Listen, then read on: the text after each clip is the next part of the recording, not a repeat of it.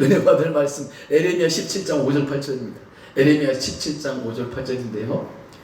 함께 읽도록 하겠습니다. 여호와께서 이와 같이 말씀하시니라. 무릇 사람을 믿으며 육신으로 그의 힘을 삼고 마음이 여호와에게서 떠난 그 사람은 저주를 받을 것이라. 그는 사막의 떨기나무 같아서 좋은 일을 오는 것을 보지 못하고 광야 간조한 곳 건건한 땅 사람이 살지 않는 땅에 살리라. 그러나 우리는 여호와를 의지하며 여호와를 우리하는 그 사람은 복을 받을 것이라. 그는 물가에 심어진 나무가 그 뿌리를 강변에 뻗치고 더위가 올지라도 두려워하지 아니하며 그 입이 청청하며 가무는 해에도 걱정이 없고 결실이 그치지 아니함 같으리라. 오늘 본문을 통해서 생명의 뿌리, 당신은 어디에 박혀 있습니까? 따라해 봅시다. 생명의 뿌리, 당신은 어디에 박혀 있습니까? 사랑하는 성도님, 오늘 나의 생명의 뿌리가 내가 어디에 박혀 있는가 우리가 진단을 해봐야 합니다.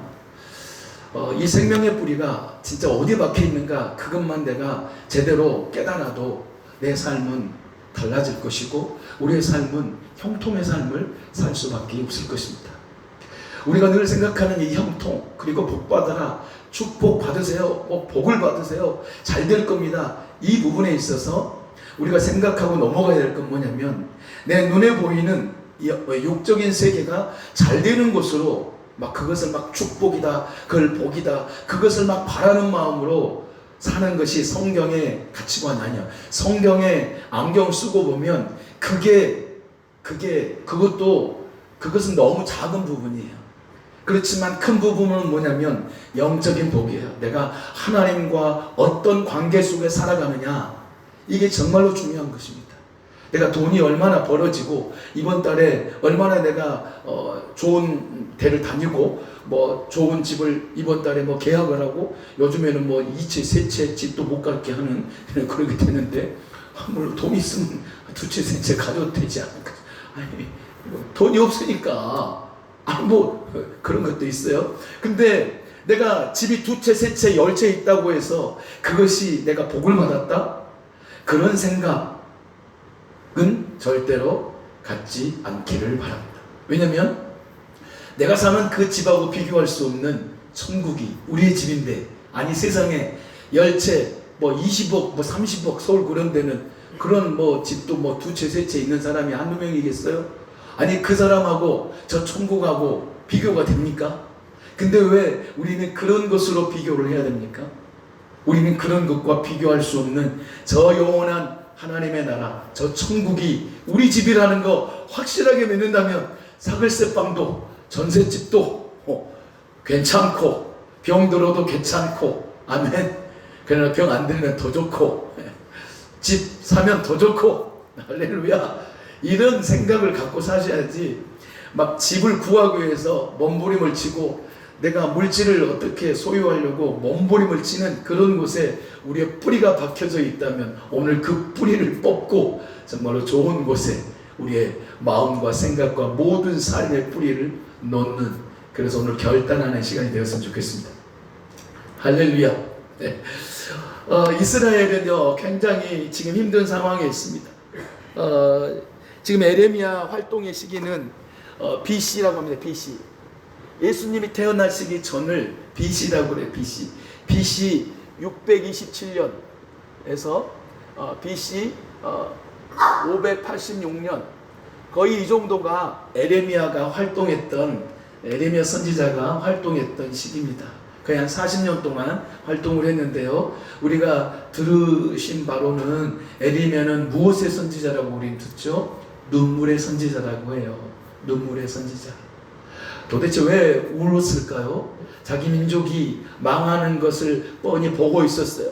결국은 586년에 남유다가 바벨론에 의해서 망하게 됩니다. 바벨론이라는 거대한 제국에 의해서 망하게 되는데, 바빌로니아 망하게 되는데 그것을 다 목도했습니다. 그리고 그 과정을 다 겪어야만 했던 에레미야였습니다. 하나님께서 에레미야의 입에 말씀을 주셨어요. 에레미야를 부르셔서 하나님께서 그 남유다에 있는 백성들에게 무엇 때문에요? 그들의 죄에서 돌이키길 원해서 하나님께서는 무엇을 주셨어요? 기회를 주셨어요. 그 남유다 백성들에게 기회를 주신 건 뭐냐면 하나님께서 그 기회를 준 유다 백성들이 돌이키길 원하는 하나님의 마음을 에레미야는 가졌습니다. 그래서 이 에레미야는 늘 가슴이 아팠습니다. 눈물을 흘렸던 거죠. 그래서 에레미야 2장 13절에 보면요, 내 백성이 두 가지 악을 행하였나니, 한번 읽어봅시다. 그들이 생수에 군원되는 나를 버리는 것과 스스로 웅덩이를 판 것인데 그것은 그 물을 가두지 못할 터진 웅덩이들이니라. 소쿠리에 물을 담을 수 있습니까? 소쿠리에는 물을 담을 수가 없어요. 바가지에 물을 담고 깨지지 않는 바가지, 깨지지 않는 그런 냄비, 프라이팬, 뭐 그런 데다 물을 받을 수 있죠. 소쿠리에는 물을 받을 수가 없습니다. 근데 이스라엘의 상태가 어떤 상태였냐면 소쿠리 같은 그 삶을 살면서 하나님이 주시는 그 은혜와 복을 누리려는 그런 삶을 살았던, 근데 그 소쿠리가 뭐였냐면 우상 숭배였습니다. 우상 숭배의 삶을 살았습니다.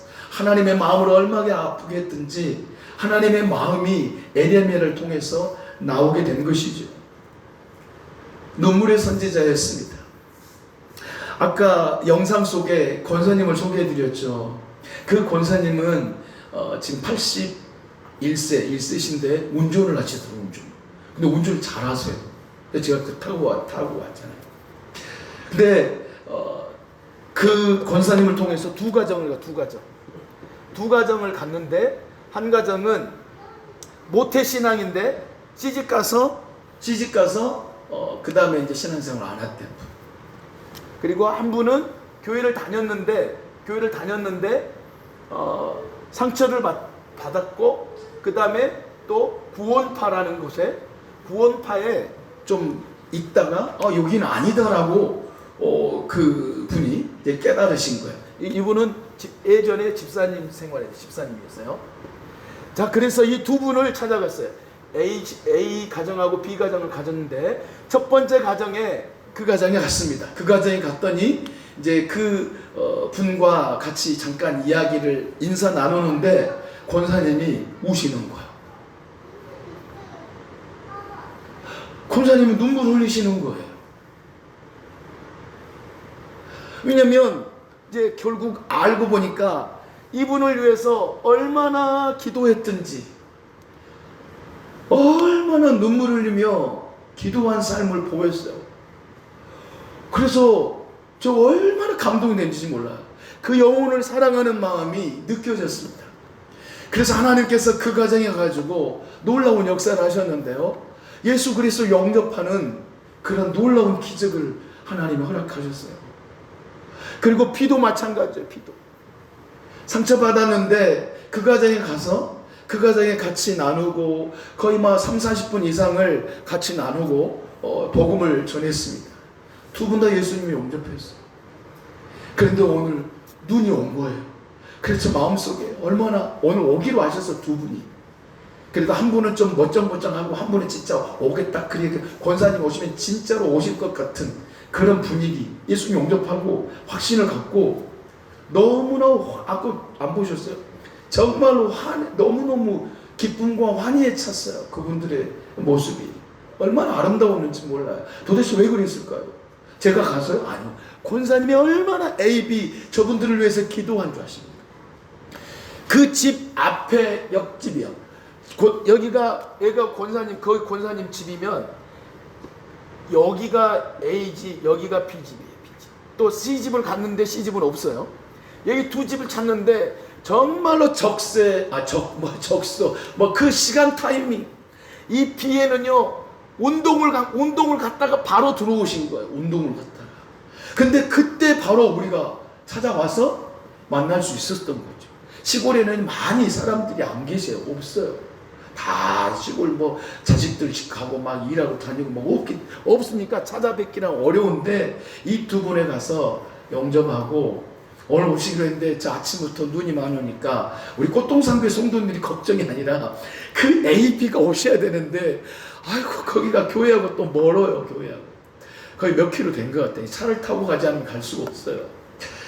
그래서 지금 막 아침부터 눈을 치우는데 막 그래서 얼음 들었어. 얼굴에 얼음 들고 막 해갖고 막 눈을 치우는데 얼마나 힘들게. 눈 오면 스트레스가 옵니다. 눈을 치워야 되는데. 그래가지고 아침 일찍부터 막 1시간 넘게 땀 뻘뻘 흘리고 눈을 치고 나서 걱정이 되는 거예요. 도대체 오실 수 있을까? 이 많은 눈이 오면 시골길이 어떻게 갈까? 제가 무슨 말씀을 드리려고 하냐면 그 권사님의 눈물을 봤어요. 그래서 어떤 눈물을 봤냐면 에레미야의 눈물을 본 거죠. 에레미야는 유다 백성이 망하지 않기를 원했어요. 하나님을 보세요. 생수의 근원이 되신 하나님을 버려버렸어요. 그들이. 그리고 우상을 택했어요. 그리고 스스로 웅덩이를 팠어요. 이것은 자기 스스로의 힘으로 살아보겠다는 것이죠. 터진 웅덩이는 물을 가둘 수가 없습니다. 그 안에는 내가 원하는 물을 마실 수가 없습니다. 그런데 이 터진 웅덩이에다가 물을 계속 집어넣으면 뭐합니까? 다 흘러 사라져 버리는 거예요. 아니 소쿠리를 가지고 물을 뜨는 어리석은 사람이 어디 있습니까? 근데 이 시대의 많은 그리스도인들이, 이 시대의 수많은 사람들이 소쿠리를 가지고 날마다 물퍼 막 그걸 마셔서 살아보려고. 소쿠리 아시죠? 소쿠리 바구니, 그 구멍 뚫린 바구니, 대나무 바구니, 그 소쿠리로 지금도 수많은 사람들이 살아보려고, 생수를 한번 마셔보려고, 영원한 생수를 한번 마셔보려고 직장에서 또 막, 그리고 집에서도 또 막 땀 흘리면서 일해. 막 1인 투자 일도 하고 저일도 하고 돈을 더 많이 벌어. 내 가정을 좀 행복하게 하고 또 집도 좀 늘리고 말이죠. 떵떵거리고도 살아보고 말이야. 이 터진 웅덩이 속에서 막 헤어지는. 그래서 이 시대의 수많은 사람들이 뭐예요? 어디가 있어요? 불안해 사는 거예요. 불안하잖아요. 그리고 이 남유다는요, 저 바벨론, 거대한 바벨론 제국이에요. 그 제국과 이집트 사이에 있는 거예요. 애굽 사이에. 그러니까 이 거대한 제국들 사이에 있다 보니까 굉장히 힘들었어요. 바벨론으로 갈 것이냐. 지금은 철기 문화, 완전히 저 바벨론은요, 철기 문화에 철기 문명을 가지고 있었어요. 어마어마하죠. 뭐 이집트는 말할 것도 없고. 근데 유다하고는 이집트하고 조금 친했어, 조금. 그래서 좀 이제 근데 바벨론이 막 유다를 침범하려고 하니까 힘센 저 바벨론에게 한번 가볼까? 바벨론에게 하나님을 의지해야 되는데 저 바벨론을 의지할까? 저 이집트를 의지할까? 우리나라도 꼭 같은 것 같아. 저 위에는 뭐 그건 아니지만 미국과 중국 어디 편을 들어?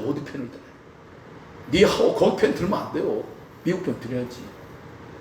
선교사 다 쫓겨내고 교회 다 불태워버리고 교회 다 끄집어 내려버리는 그런 공산주의 편 말고, 그런 경제 그런 건 하지만 진짜로 이렇게 하는 자유 대한민국이 되려면 그렇게 해야 돼. 그렇게 하나님을 섬기는 이 민족이 말이죠. 그런데 이 유다는 하나님을 버린 거죠. 우상을 섬긴 거예요. 결국은 하나님께서는 바벨론을 통해서 그 이스라엘을 침략하고 망하게 하잖아요. 오늘 이 시간에 우리가 진짜로 어디에 내 마음이 있는가? 어쩌면 이 뿌리는요, 내 마음이래. 영혼이에요, 영혼. 내 영혼의 뿌리가 어디 있냐, 그 말이야. 내 마음, 내 영혼을 충족시키는 뿌리가 어디에 내가 영양분을 빨아먹고 살아가느냐? 내가 어디에 내가 지금 깊이 있느냐? 애들은 물 한 번도 안 줬어. 혹시나 죽어버릴까봐. 그래서 물 안 줬더니 이렇게 그래도 잘 살아. 아이고, 주여. 얼마나 감사하지. 근데 얘는 날마다 줘요, 날마다. 거기 주신 목사님이 그때 우리 그 김정석 목사님 집회할 때 그때 축도해 주신 목사님이 이거 주셨어요. 이거 주죠. 이렇게 꽃동산 교회가 열매 맺었으면 좋겠다 해 주셨는데 그 마음이 얼마나 감사했더니, 그래서 저거 주일에만 빼내. 주일에만. 날마다 저쪽에, 아니 날마다 놔두면 허리가 무거워가지고 안 돼. 그러니까 주일 끝나고 이제 저기다가 화장 저기다 놔두고 그래서 날마다 물 줘. 새벽까지 끝나면 날마다 물 주고 있으니까. 그래서 버티고 사는 거예요. 얘는 날마다 물 줘야 된대. 나무를 잘 아시는 목사님. 우리가 진짜로 내 심령이, 내 영혼이 어디에 지금 어디에 뿌리를 내가 지켜 살아가고 있느냐. 오늘 그걸 내가 발견을 해야 돼요. 내가 진짜 내 삶 속에서 소쿠리 같은 삶을, 와 진짜 소쿠리가 있어야 되네. 소쿠리 같은 그것으로 막 날마다 땀 뻘뻘 흘리고 막 소쿠리. 내 영혼아 채워져라. 오늘 교회 안 갔으니까 또 다른 걸로 채워지겠지. 그러면 진짜 오늘 성경 안 읽어도 돼. 뭐 까짓거 뭐 성경 읽는다고 뭐가 되겠어? 그 소쿠리요, 소쿠리. 뭐 교회 오늘 안 간다고 내가 눈 많이 오는데 그게 뭐라고? 소쿠리. 따라서 소쿠리 되지 말고, 알아서 이제 멋있는 그릇이 되시십시오. 멋있는 그릇, 터지지 않는 거. 아주 뭐가 생각납니까? 모세의 그 뭐예요? 모세 이거 바구니 그게 뭐예요? 모세 바구니 그게 뭐예요? 뭘 만들었잖아요. 모세가. 모세가 만든 게 아니라 요게베 엄마가 만들어. 엄마가. 그래서 그것은 소쿠리 같은 거였어. 소쿠리. 그건 물이 새요. 근데 거기다 뭘 발랐어요? 역청을 바르니까 물이 안 새요. 그러니까 나일강에 띄우니까 둥둥 떠가지고 바로 왕궁 거기 나일강에 목욕하고 거기서 즐겁게 놀고 있는 공주가 그 소쿠리 아닌 소쿠리에 뭐가 붙었어요. 역청이 붙어가지고 그 진짜 물이 안 들어오는, 물이 안 새는 그걸 발견해서, 그런 걸 보면 소쿠리 인생이 되면 안 되겠다는 생각. 소쿠리지만 거기다 탁탁탁 진짜 붙어. 그러니까 물이 안 새잖아. 물 새는 소쿠리 인생 되지 말고, 우리 진짜로 물이 안 새는 소쿠리를 할지라도 물이 안 새게 하면 되는 거죠. 내 모양이 소쿠리야. 나는 큰 그릇도 아니야. 나는 은그릇도 아니야. 난 질그릇조차도 안 돼. 나는 그냥 대나무 그릇 같아. 그래도 거기 물을 뜰 수 있는 건 뭐예요? 역청을 바르고 그 빈틈을 다 바르고, 그게 뭐예요? 성경 읽고 기도하고 예배 성실하게 하고 내가 삶 속에서 진짜 거룩한 삶을 살려고 하는 그것이 역청 아니겠어요? 역청. 우리는 그냥 터진 웅덩이에요. 우리는 아무 소망이 없어요. 우리 흙일 뿐이에요. 흙. 티끌밖에 안 돼요. 우리는 이 티끌 존재가 뭘 해보겠다고 이 땅에서 아웅바둥하고 살아가냐 그 말이죠. 다 소쿠리 같은 인생. 아무리 생명의 물을 막 뜨려고 해도 다 허사인데 어디서 물을 뜨겠어요? 이 세상에는요 생명의 그 생수를 마시는 곳이 없어요. 그래서 예레미야 17장 5절에는 하나님께서 말씀하시는 거죠. 너희가 사람을 믿으면 안 돼.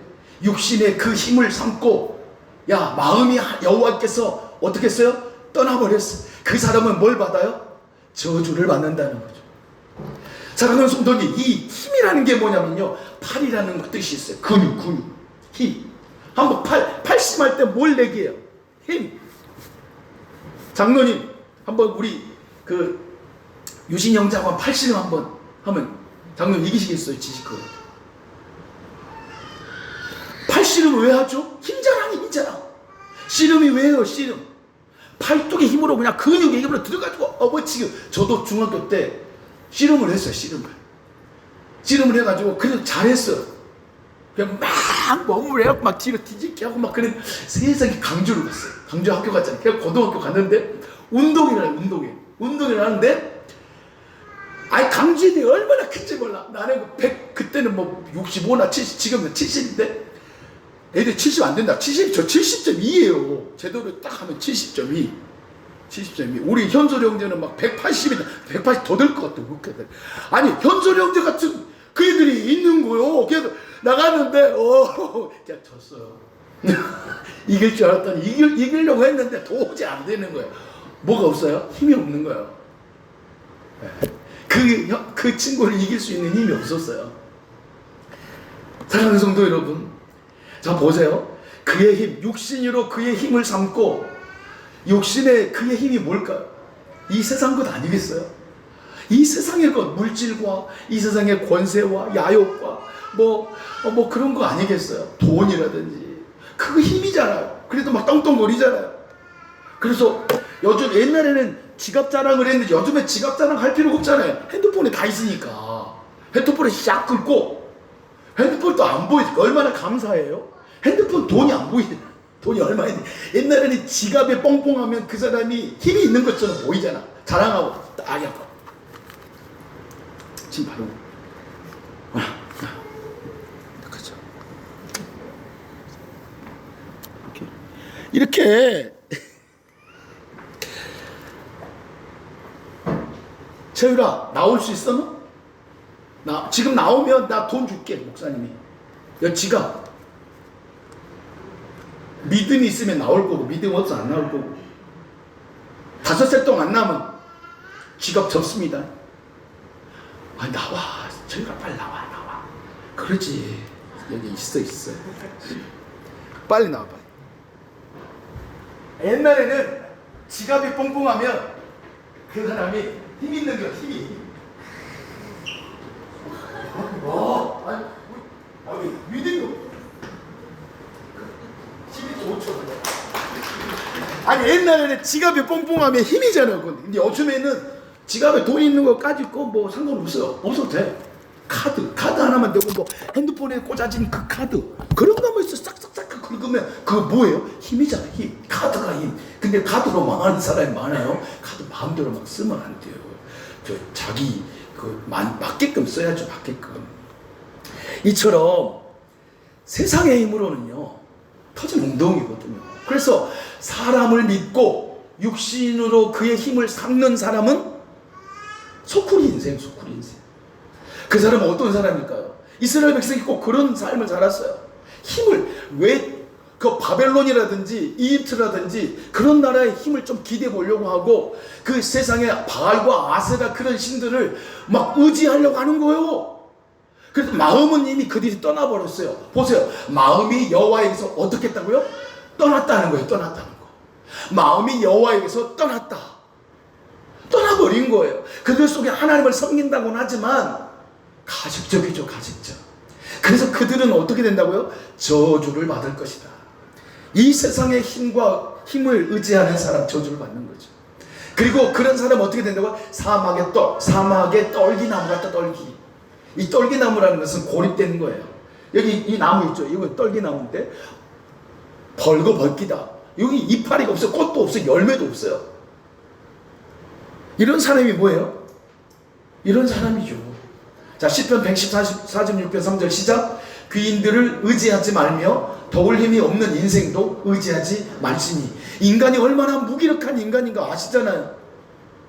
더울 힘이 없는 인생을 의지하지 말라는 거예요. 더울 힘이 없는 인생도 의지하지 말라는 것입니다. 내 건강도 의지하지 마세요. 내 건강의 순간에 사라져버려요. 언제 내가 무슨 일이 일어날지 모르는 한치 앞으로 알 수가 없어요. 일본에 무슨 일이 일어날지. 아니 내가 왜 내가 차에서 내려와서 미끄러지냐 그 말이에요. 내가 미끄러지기로 작정하고 오늘 내가 왔습니까? 내가 엉덩방에 찍고 내가 솔직히 저 앞에 버스를 타는데 솔직히 그거 보니까 쳐다보고 있더라고. 어떤 애기가 넘어져 좀 창피하긴 했는데 뭐 안 아픈 척하고 해갖고 성경책하고 이렇게 꽂았는데 넘어져가지고 다행히 또 막 덜 젖어가지고. 아니 내가 미끄러질 줄 알았냐고. 내가 인생요. 아니 한순간 내렸어. 장을 타고 술술 엎어졌다니까. 근데 하나님이 그 엎어진 것도 은혜로 바꾸시잖아요. 어떻게? 하나님 우리 성도님 오실 때 제발 미끄러지지 않게 해주십시오. 하나님 미끄러지지 않게. 기도가 나오잖아요. 기도가. 에이씨 재수 이 말 안 했어요.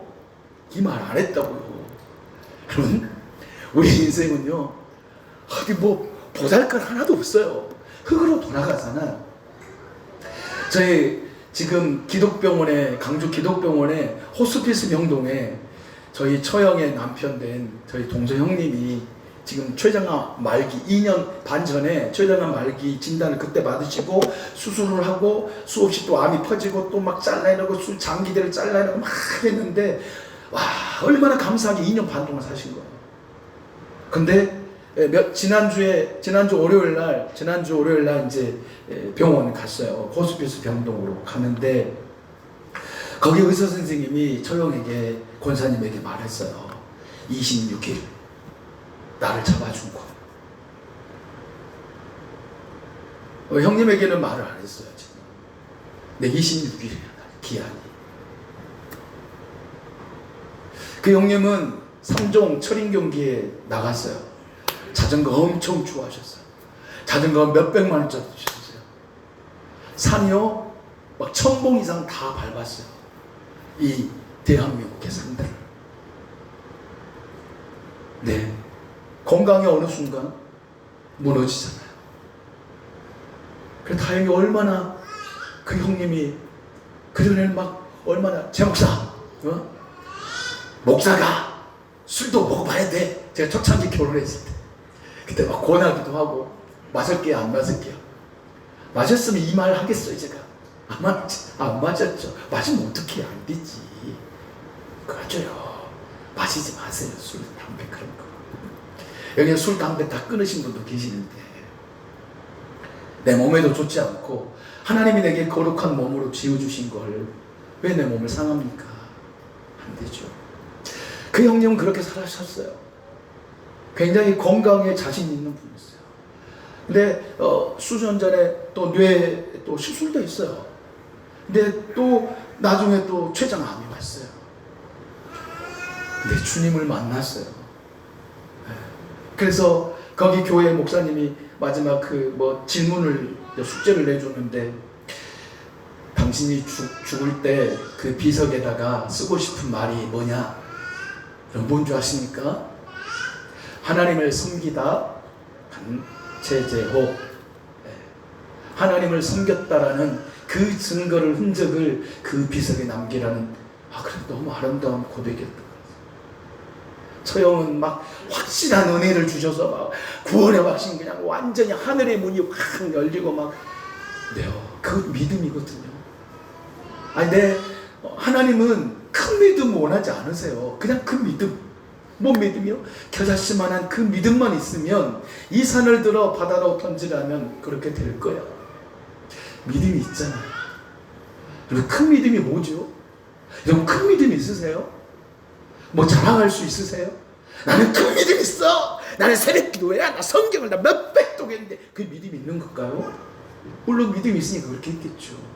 근데 하나님 앞에서는 다 똑같습니다. 마지막 그 강도 생각나십니까? 십자가 한편의 강도 생각나십니까? 한편 강도는 마지막 기회를 놓쳐버리고 음부의 권세 아래 지금도 영원히 고통받고 있잖아요. 그러나 한 강도는 마지막 그 기회를 놓치지 않고 내 주님의 나라 갈 때 나 좀 생각해 주십시오. 그에게 뭔 믿음이 있었습니까? 큰 믿음이 있었어요. 백부장과 같은 믿음이 있었나요? 아니요. 그 속에는 일말의 겨자씨 같은 작은 믿음이 있었어요. 그 십자가에서 주님을 만난 거죠. 그 십자가 도상에서 주님의 모습을 봐요. 처음에는 그 강도가요 비난했어요. 그 양쪽 강도가 예수님을 다 비난했단 말이에요. 근데 시간이 흘러보니까 이분은 진짜 그 비난받을 뿐이 아니야. 저걸 내가 의지해야 될 뿐이다. 신뢰해야 될 뿐이다. 그의 인생의 뿌리가 세상에 있다가 그의 뿌리가 뽑혀서 예수 그리스도의 생명의 뿌리에 박힌 것이죠. 이게 구원이에요. 구원은 내가 어떻게 믿음을 내가 많이 보여서 구원받는 게 아니라니까요. 구원은 은혜예요. 은혜. 내가 이 자리에 있는 것이 은혜이죠. 그래서 왜 은혜를 찬양할까요? 그 은혜가 너무 크니까 그러는 거죠. 하늘을 두루마리 삼고 바다를 먹물로 삼아도 하나님의 그 크신 사랑과 은혜를 내가 기록할 수 없다는 것이죠. 이곳에 우리가 뿌리를 둬야지. 도울 힘이 없는 인생, 이 사람에게 쫓아가가지고 도와주세요, 저 사람에게 쫓아가고 도와주세요 아니라 하나님께 먼저 무릎을 꿇라 그 말이죠. 아무런 가치 없는 우리 인생 아닌가요?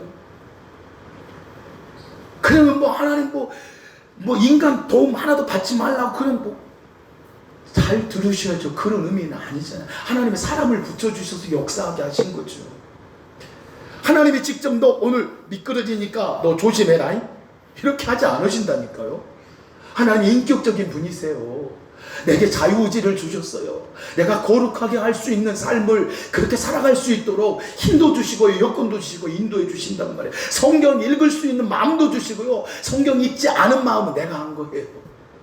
성경 읽고 싶은 마음은 누가 주셔요? 하나님이 주시는 거예요. 성령님이. 성경 읽기 싫은 마음은 누가 가진 거예요? 하나님? 아니요, 내가 한 거예요. 내가.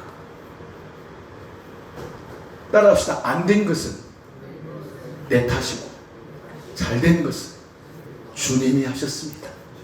이것만 고백하며 살아도 우리 인생의 생명의 뿌리는요, 그 믿음의 뿌리 딱 박혀가지고 사는 거 아니겠어요? 근데 세상 보지 못한, 의지할 것 없는 그런 세상 것을 의지하며 물질과 권력과 야욕과 세상에 막 허울 좋은 것들을 붙들고 사는 인생은 무슨 나무 같다고요? 떨기나무요. 떨기나무. 아무 소망이 없어요. 열매도 없어. 이파리도 없어. 향기도 없어요. 뭔만 있는 줄 아세요? 가시만 남아요. 가시만. 그래서 상처 주고 찌르고 원망하고 불평하고 내 영혼에 가시가 돋는 거예요. 이 세상의 것으로 의지하고 살면요, 가시밖에 돋지 않아요. 그래서 말세에는 이렇게 말씀하세요. 이렇게 말세에 고통하는 때가 있는데 자기를 사랑한대요. 돈을 사랑한대요. 자랑하고 교만하고 비방하고 부모를 거역하고 감사하지 아니하고 거룩하지 아니하고 무정하고 원통함을 풀지 아니하고 모험하고 절제하지 못하며 사나우며 선한 것을 좋아하지 아니하고 배신하며 조급하며 자만하며 쾌락을 사랑하길 하나님보다 더 사랑하고. 이게 뭐예요? 이게 바로 떨기나무의 인생이에요. 가시떨기. 늘 상처만 주는 거예요. 교회를 다녀도 저 사람에게 늘 상처만. 말이 그냥 가시야 가시. 떨기나무에 떨기. 내가 말을 하면 살려야죠. 할렐루야. 내 말하면 저 영혼이 살아야지요. 내가 말을 하면 저 영혼이 위로를 받아야지요. 그렇지 않겠어요? 인생의 호흡을 의지하는 사람은요, 다 가는 곳마다 상처를 주게 돼 있어요. 주인된 우리의 모습은요, 소쿠리 같은 인생이잖아요. 무슨 물을 퍼올립니까? 그 소쿠리에 한 방울이나 있습니까? 시간 흘러보십시오. 그 소쿠리에는 빼빼 말라서 마실 수 없는 소쿠리, 얻을 수 없는 소쿠리가 되는 것이죠. 그래서 하나님은 우리에게 요구하십니다. 거기서 어떻게 하면 돌아서라. 유턴해라.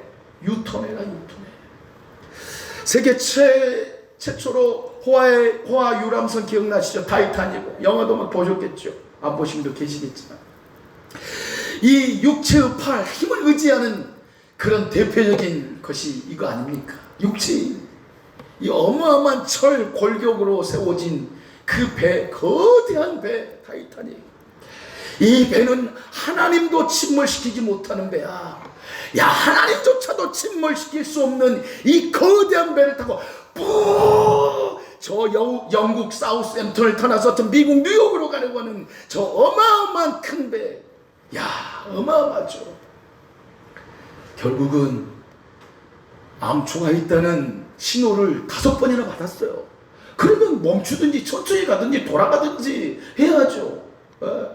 근데 6번째 결국은 어떻게 했어요? 암초에 부딪히고 말았다. 빙산에 부딪혀서 결국은 완전히 조종박살나고 저 깊은 물에 들어가 버렸어요. 사실이잖아요, 사실. 아무리 인간이 노력하고 내가 가지고 있는 모든 재산을 쓸어 담아도 내 영혼의 깊은 물을, 내 영혼의 생수를 팔 수 있는 곳이 없어요, 인간의 힘으로는. 그래서 하나님이 이 땅에 인간으로 사람을 보내시잖아요. 그분 예수 그리스도를 보내시잖아요. 그들은 무너진 확신이 있어요. 확신이 무너졌어요. 무너진 확신. 왜 무너진 확신을 가지고 사십니까? 그러잖아요. 인간의 힘을 의지한 확신은요, 반드시 무너지게 되어 있습니다. 그 거대한 쇠뜨기가 떴긴 했지만 가라앉았습니다. 우리 인생 보기에는 좋을 수도 있습니다. 남 부러워할 수도 있습니다. 그러나 그거 붙들고 살면 결국은 좌초됩니다. 좌초. 이게 인생인데 무너져버리는 그런 확신 속에서 어떻게 사십니까? 경쟁한다고요? 그래서 나는요, 내 힘을 다 쏟고 있다고요? 하나님 없는 그 경쟁, 하나님 없는 그 힘은 무용지물이에요. 사라져버리고 있고. 그래서 인생을 의지하지 말라고 해요. 호흡, 그의 호흡은 코에 있나니 셈할 가치가 어디 있냐. 셈할 필요가 없는 거예요. 인생 네 코가 속자다 그런 말도 하잖아요. 아니 나는 병들어 죽겠는데 막 누구 간섭하고 저렇게 하고 티끌 같은 존재 아니에요. 이 티끌 같은 존재를 의지하고 세상 것을 의지하고 살아가냐 그 말. 그래서 에레미야는 그 이스라엘 유다 백성들에게 그렇게 눈물을 흘리며 야 너희 하나님을 떠났단 말이야. 하나님을 떠났어. 하나님을 떠난 인생은 저 사막의 황량한 사막 가운데 열매도 없고 이파리도 없고 가시만 무성한 가시 떨기 나무가 거기서 무엇을 얻겠어? 거기서 무엇을 얻으려고 이 땅에 그렇게 몸부림을 치며 사느냐. 그러나 반전이 일어납니다. 에레미야가 그들에게 하나님의 말씀을 드립니다. 그러나 대반전이요. 밑에 한번 읽어봅시다. 무릇 시작. 무릇 여호와를 의지하며 여호와를 의뢰하는 그 사람은 복을 받을 것이다. 여호와를 의지하라. 여호와를 신뢰하라. 의지하라 신뢰하다 그거냐. 내 몸을 전폭적으로 다 맡기는 겁니다. 의리하다 신뢰하다니면 내 몸과 마음 모든 거 그냥 내 던져버리는 게 물에 던져버리는 거죠. 의지하고 신뢰하다는 그겁니다. 그러니까 내 몸뚱을 던져버리는 거죠. 어린아이 자랄 때 여러분 만약에 제가 요한아 너 책상에서 내려와 뛰어봐. 뛰어. 지금 요한이에게 만약에 제가 그렇게 해서 여기 책상에서 내가 너 안아줄게. 뛰어. 높이 뛰어. 1m만 뛰어봐. 뛰어. 뛸까요? 저도 뛰지 말아가지고 나 뒤에 넘어져. 어떻게 되겠어요? 아니 차라리 내가 뛰어서 눌러서 너무 몸무게가 많이 나가니까 안 되겠네요. 그럼 근데 어린아이는요. 어린아이 그런 거 한번 그런 경험 해보셨잖아요. 이렇게 여기 서로 이리 와 뛰어봐 어휴 하고 봤잖아요. 그런 경험 혹시 해보신 분 계세요? 아이가 왜 그러죠? 삼촌, 이모, 아빠, 엄마를 신뢰하는 거예요. 맡겨버리잖아요. 안 돼! 이모는, 삼촌은, 아빠는 나를 버릴 거야. 아니, 그렇게 하고 뛰어내리는 아이가 있어요? 3살짜리, 소연이는 좀 어렵겠다. 소연이는 아주 지금 판단력이 막 있고, 막 싱싱한 때라서. 소연아, 내려와! 안 돼, 무서워요. 안 해. 근데 이제 이제 아장아장 걷는 채율이 같은 아이에게, 채율아, 이리 와! 그러면 좀 오버부 하다가 푹 뛴단 말이에요. 그게 뭐냐면, 신뢰하는 거, 신뢰. 난 엄마를 신뢰해. 난 아빠를 신뢰해. 이게 하나님을 의지하는 겁니다. 하나님 내 마음과 모든 걸 다 던져서 나 모르겠다 툭 던지는 거예요. 그 연습이 돼야 됩니다. 그 연습이 되면 내 인생은 되는 것이죠. 근데 이게 쉽습니까? 그거 어렵잖아요. 여러분 다 큰 애기가 이라봐 어렵잖아요. 안 되잖아. 그래도 뛰는 거죠. 이게 신뢰입니다. 그렇게 신뢰하는 것이죠. 그래서 잠언 3장 5절 이렇게 말씀합니다. 한번 읽어보겠습니다. 너는 마음을 다하여 여호와를 신뢰하고 내 명철을 의지하지 말라. 너는 하나님을 신뢰하고 너의 마음, 생각, 너의 의지, 경험을 신뢰하지 마. 의지하지 마. 그래서 내 인생을 하나님께 다 맡기는 것입니다. 이것이 바로 신뢰하는 자의 복입니다. 그 복은요, 그 마르지 않는 강변이라는 겁니다. 여러분 저 나무 밑에가 저 뿌리는 저 강변에 빗대 지금 저 지하수처럼 흐르는 저 물을 거기에 물에 뭐예요? 뿌리가 뻗쳐 있어요.